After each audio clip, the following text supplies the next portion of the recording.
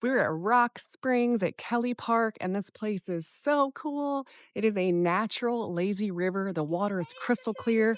You think you're in the Caribbean or the Bahamas, but you're just here in Central Florida. I'm going to show you exactly what to expect when you come here because this place is amazing.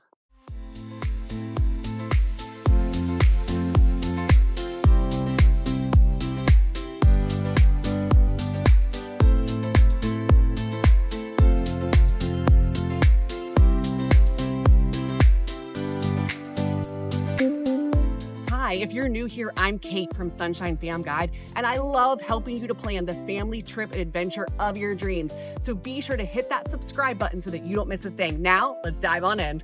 First, let's talk logistics, how to actually get here. Kelly Park at Rock Springs is located about 40 minutes northwest of Orlando, and one very important thing to know is that this park fills up fast.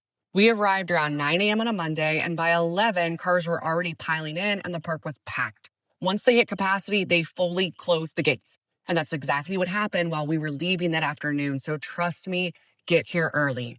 As soon as you arrive, you're surrounded by beautiful greenery and giant trees. It instantly feels like natural, old Florida in the best way. One of the first things we noticed was the playground, which was perfect for the kids, while Dad inflated all the tubes and got everything set up.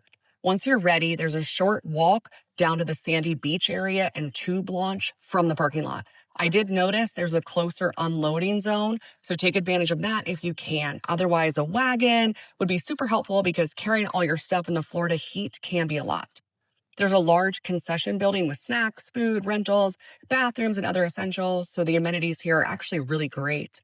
One thing to note, swimming here is at your own risk, so be mindful of the Florida wildlife, the current, and make sure everyone in your group is a confident swimmer. But once you make it down to the water, wow, the beach area is beautiful. Tons of sandy spots to spread out, room for chairs and picnics, kids tossing footballs around. It felt like a beach day, but it's in the middle of Central Florida. How cool. There's even a large pavilion nearby that would be perfect for grilling or spending the whole day here.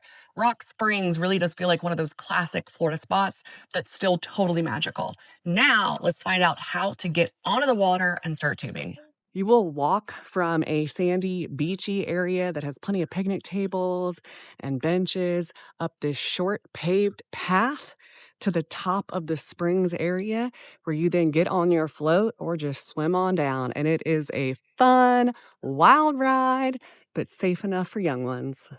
Once you reach the top of the trail, it's time to get in the water. You'll notice you're standing on this giant rock outcropping, which is exactly how Rock Springs got its name. Getting into the tube may or may not be graceful, but everyone figures it out eventually. You'll also notice that this water is cold at first. The spring stays around 72 degrees year round, which feels amazing on a hot Florida day, but definitely takes a minute for little ones to adjust to it. Our son was not thrilled about putting his little booty in the water at first.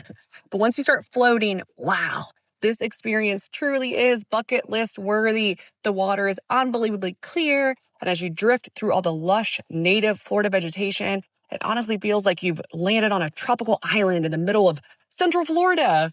We kept our son in floaties the whole time, even though he is a very strong swimmer, but just because it feels safe and easy as an option. He also loved having goggles, so definitely pack those if your kids enjoy exploring underwater. Some parts of this spring get incredibly narrow, which is why there are actually tube restrictions here. In certain sections, you're floating directly through the vegetation, and it's just so immersive and magical. Once the kids warmed up to the water, they became totally fearless and started hopping out of the tubes to swim alongside us, which felt like one of the sweetest parts of the whole experience to watch. As you float along, you'll pass little beach areas, drift under a bridge, and every section somehow feels prettier than the last.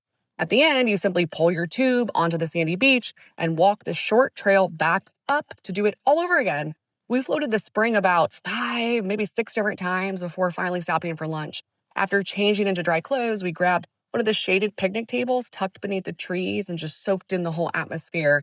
This really is one of those rare Florida adventures that feels epic and magical while still being surprisingly easy and doable, even with young kids.